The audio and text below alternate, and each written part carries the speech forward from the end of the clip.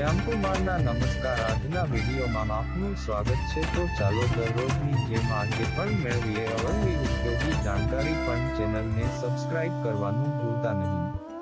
ઘરમાં વપરાતા મચ્છર મારવાના આ મશીનની આડઅસર જાણશો તો ચોંકી જશો. જાણો નુકસાન. મચ્છર મારવાવાળા મોસ્કીટો કિલર લિક્વિડમાં વેપોરાઇઝિંગ કેમિકલ હોય છે, જેના કારણે શ્વાસ લેવામાં સમસ્યા શરૂ થાય છે. જેને રૂમમાં ચાલુ કરવાની સાચી રીત આ છે. કોઇલને બદલે દરેક ઘરમાં મોસ્કીટો લિક્વિડનો ઉપયોગ થાય છે. મોટાભાગના લોકોના ઘરોમાં તે સવારથી સાંજ સુધી ચાલુ રહે છે. બીજી તરફ કેટલાક લોકો આખી રાત તેની સાથે સૂઈ જાય છે.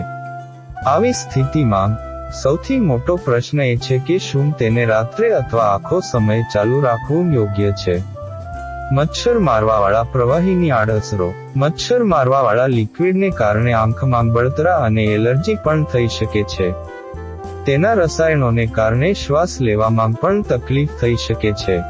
એટલું જ નહીં, માથાનો દુખાવો, આંખોમાં એલર્જી, બળતરા, ચક્કર, ઉબકા અને ઉલટી જેવી સમસ્યાઓ પણ થઈ શકે છે. તમારી જાણકારી માટે તમને જણાવી દઈએ કે જે આ લિક્વિડ મચ્છરોને મારી નાખે છે તેને બીજી 3 કલાક સુધી ચલાવવું જોઈએ. જ્યારે તમે સૂઈ જાઓ ત્યારે લિક્વિડ ચાલુ ન રાખો. તેને લાગુ કરવાની યોગ્ય રીત એ છે કે તેને તમારી ઊંઘના 2-3 કલાક પહેલા રૂમમાં ચાલુ કરો.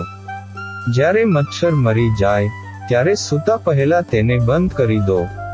તેને દિવસ રાત રૂમમાં ચાલુ રાખવાનું ટાળો. લાઇટ ચાલુ રાખીને સૂવાનો પ્રયાસ બિલકુલ ન કરો. આ રોગવાળા લોકોએ મચ્છરનાશક પ્રવાહીથી દૂર રહેવું જોઈએ.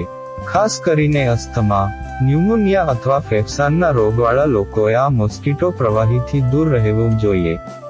આ રોગોવાળા લોકોને તમારાથી દૂર રાખો અને રૂમ બંધ રાખો, જેથી તે તમામ પ્રકારના રોગોને વધારે નહીં. જો તમારા ઘરમાં નાના બાળકો હોય તો પણ આ પ્રવાહીને થોડા અંતરે રાખો.